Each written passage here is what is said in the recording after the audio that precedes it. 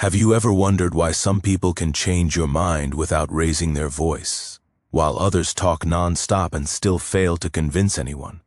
Why one person asks for something and you feel resistance, but another asks the same thing and you feel almost willing to agree? This is not coincidence. This is not charisma. This is not confidence alone. This is influence working silently inside your brain. Before you hear words, before you process meaning, your nervous system has already decided whether to open or close. That decision happens faster than thought. Human beings are not logical creatures. That truth is uncomfortable, but proven. The brain does not ask, is this person correct? It asks, is this person safe? Is this person stable? Is this person worth listening to? These questions are processed in the limbic system, the emotional center of the brain. Logic lives elsewhere, and logic always arrives late. This is why influence is emotional first, intellectual second. People do not respond to arguments. They respond to emotional signals. If your nervous system is calm, others feel calm around you. If your nervous system is tense, others feel pressure, even if you smile. This is why anxious people over-explain. Their brain is not trying to persuade. It is trying to feel safe. And the moment you seek validation, influence collapses. Research by Robert Cialdini shows something uncomfortable. People follow those who appear internally certain, even when they have less information. Certainty is not arrogance. It is the absence of inner conflict. Most people argue because they are unsure. They try to win logic battles, to quiet their own doubt. Influential people do not argue. They observe. Silence is powerful because it creates space, and space creates gravity. When you speak only when it matters, your words feel heavier. Influence grows when your presence is stable, not when your words are clever. This is why leaders often pause before speaking, not because they are searching for words, but because they are grounded in themselves. Your brain trusts stability. It distrusts urgency. Urgency signals need. Need signals weakness, and weakness repels influence. Influence is deeply connected to perceived status, not money, not fame. Status is how much you need the outcome. The person who needs less controls the interaction. This is why desperation pushes people away, and calm attracts them. High-influence individuals are comfortable with uncertainty. They do not rush decisions. They do not over-explain. They do not chase agreement. Psychologically, people assume, if this person is not anxious, they must know something I don't. This is called assumed competence. It is why calm doctors feel more trustworthy, why quiet leaders feel powerful, why grounded speakers command attention without volume.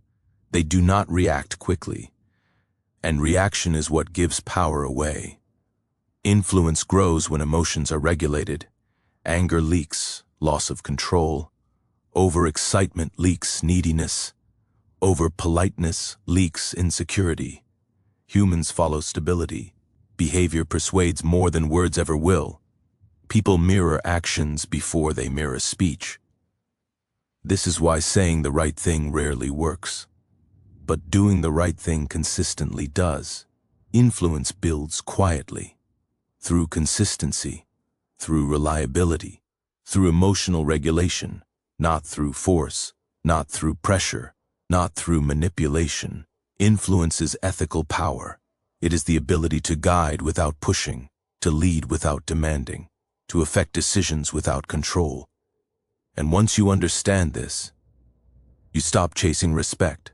You start receiving it. Most people believe influence comes from being louder, from speaking faster, from dominating conversations. But dominance is not influence. Dominance creates compliance. Influence creates alignment. Compliance disappears. The moment pressure is removed, Influence remains, even in silence.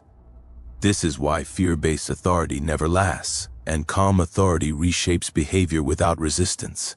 Your brain is constantly scanning for stability, not truth, not intelligence, stability. When someone speaks calmly under pressure, their nervous system sends a signal. This situation is manageable, and the brain relaxes. Relaxation opens receptivity. Receptivity allows influence. This is why emotionally regulated people shape rooms without trying. They don't persuade. They set the emotional temperature, and everyone else adjusts. Influence is transferred state. An anxious person transfers anxiety. A grounded person transfers grounding. This transfer happens unconsciously. No one decides it. It is felt, not thought. That is why confidence alone is not enough.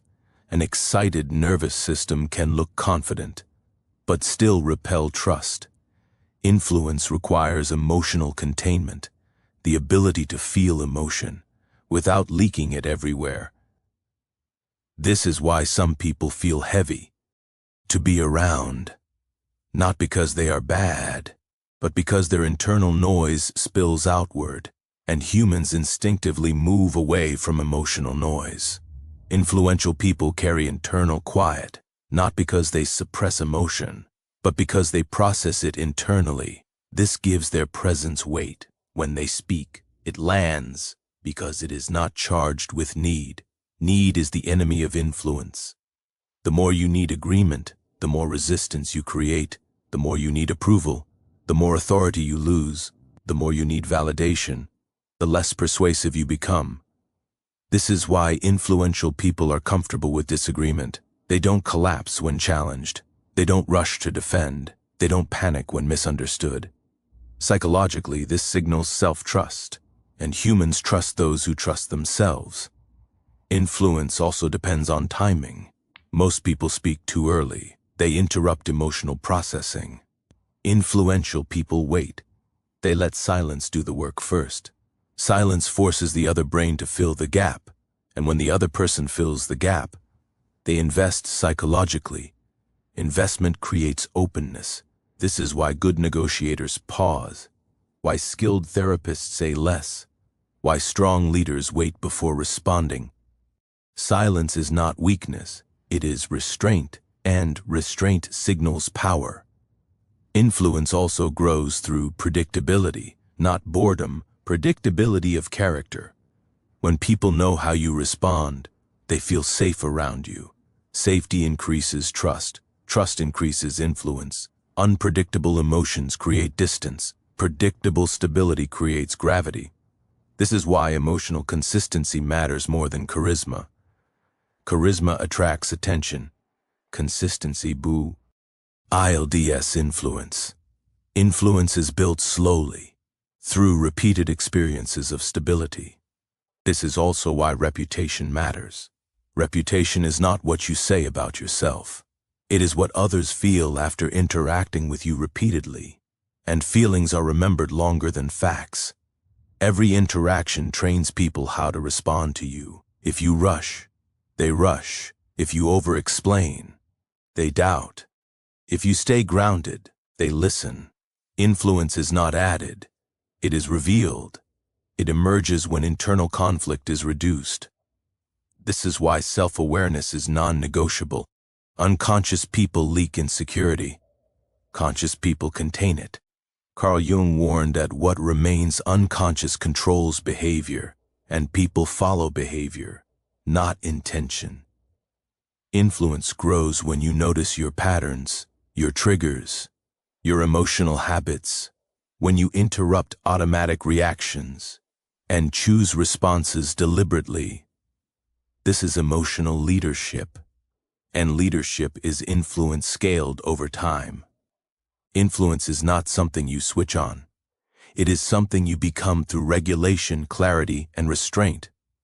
Once you understand this, you stop trying to sound convincing. You start becoming convincing.